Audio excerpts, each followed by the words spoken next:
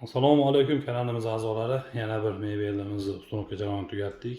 Ushbu mebelni Andijon tumani Baxt City majmuasiga ustunovka qildik domlariga. Joyimiz 260 holatda, balandligi 275 holatda bo'ldi. Akril materialda, kafellari mebel ichida bo'lgan. 2.800.000 so'mda pagonometri, 7.200.000 so'mga mebelimiz tayyor bo'ldi.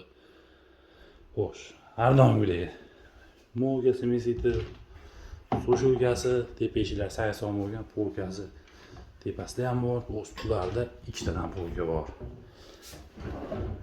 Hamda qo'shilga soladigan patnimiz bor. Roligimiz ham vakuumli, hammasi vakuum holatda bo'ladi. Tashchamiz, hech ochiladigan turbamiz. Gazda ham mana holatda qo'yamiz, ishlatoradi. Duxovka qo'ymaymiz dedi. Holat oldu. Tepasi ichishga tepasiga polka qo'yib qo'yganmiz. Ichishga tepasi bu antresol ichidan chiqib ketgan. Har bitta tepada eshiklarimiz ham tepaga ochiladi. Nasoslari qo'yib qo'yilgan. Yonbosh bachorlar ham mana katta holatda tushgan. Bu orqasida turba bordi. Shu holatda yechim qilib ketdik. Kimga shunday xizmatlar kerak bo'lsa, ekranlarda ko'ringan raqamlarga aloqaga chiqarasizlar, chiroyli qilyapsizlar, ustunovka qilib beramiz.